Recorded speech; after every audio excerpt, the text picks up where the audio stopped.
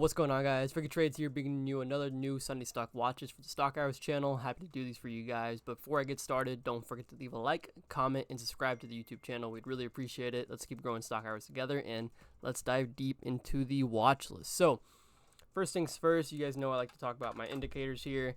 We're going to talk about NQ real quick on the 4-hour time frame, since this is where it's the most interesting.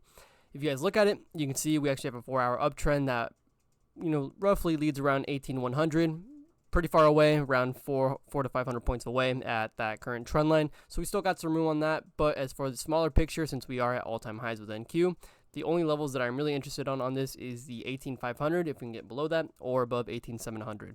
We're in the in-between right now, so really not too much going on at the moment. This depends on how this opens up on Monday, and then you guys know how our Discord works, and for those who are in it, we like to talk about the pre-market review with the indexes and see where these are at and where we could be possibly heading for the day. So that's NQ. Kind of the same story with ES here as well. If you put this in the 4-hour, you can see we actually have a 4-hour uptrend as well here. You can see that this one breaks roughly around 52.30 52.40 roughly in this area. The only areas that I like on ES, since we're at all-time highs as well, is this 53.23 area, which is the all-time high, or at the low at 52.32.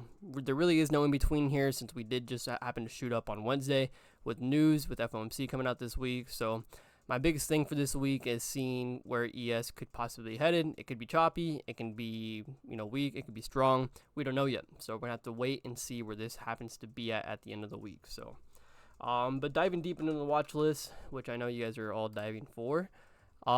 First things first is AMD here. If you put this on the daily chart, you guys can see that this has a $7 gap up below 172 when the AI chip talk had this whole crazy run recently.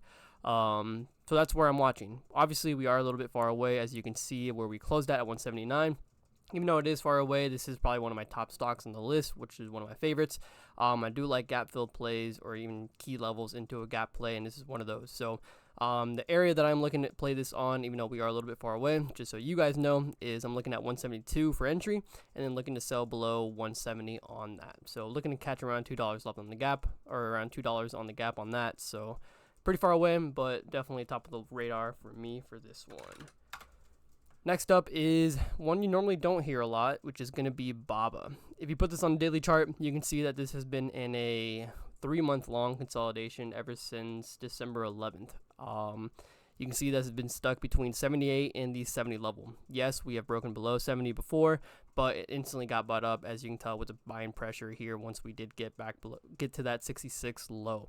So the way I'm looking to play this is just looking to take the scalp at 70. I wanted to see if there's any weakness there. We clearly gapped down on Friday, and we didn't make any highs, so it's something to keep my eyes on. But these types of consolidation breaks or consolidation areas are my favorite. I do like to be able to tell if the stock is weak or if it's strong in the morning. So this will definitely be a close watch. As far as a target, not really a target. 50 cents to $1 is generally a good move on BABA, so I'm not really looking for too much on this. So we do have the gap here though at around 68.80 to 70, so around $1 gap. So you could use 69 as your target for this. So like I said, you don't really need a big move on BABA for it to really pay well. So that's a really nice thing about BABA and these other small stocks we like to trade. So next up is everyone's favorite stock for the year, which is NVDA. If you guys put this on the 1-hour, you guys can see that the all-time high is at 974. Pretty far away from that, but on Friday we happened to rally on this. So the only area that I'm looking to take this on NVIDIA is this 948 high into 950. There really isn't much else left to play on this. I'm sure there are some downside setups on NVIDIA that could be interesting, but for the meantime, we closed near these highs at 948 to this 950 area. So that's what I'm going to be focused on and what I'm going to be busy with executing. So looking at 948 and 950 on NVIDIA. As far as anything left on the main watch list for me is Tesla. Tesla, a little bit far away, around $6 to $5 away. This stock has been really weak this whole year. Really not too much strong sentiment behind Tesla, if I'm being honest. Granted, we've had a few rallies here and there. For the or for the main part, I am looking to take advantage of this on the days that it's really weak, just because it hasn't been making these all-time highs like these other stocks. Granted, those are AI stocks, and they're taking advantage of those kinds of sentiment and runs and the whole talks around that. But with Tesla, opposite story. So my plan with Tesla is to play the gap fill. We have around a $1 gap, which isn't too much for Tesla, but it's a reason for me to try this trade even more as well. I'm looking at the gap start, which starts at 165.32. After 165.32, I'm looking to take it on 165 with a target at 164, which is where the gap ends. After 164, I really don't have anything until this 160.50 area, and then into 160. So it's a big play we have set up for a week. Who knows how Tesla can work? Tesla can be pretty choppy at times as well. So it's one of those stocks where I don't really prio in my watch list anymore. So we'll have to wait and see where this ends up at. Now, as far as the side watch list goes, there really isn't too much. These are kind of mediocre setups for me. Netflix, nothing too crazy. I'm really just looking at the 635 level on this with the run-up it made after the consolidation breakout at the 628 level. But looking at 635 for that one. Not too much on that.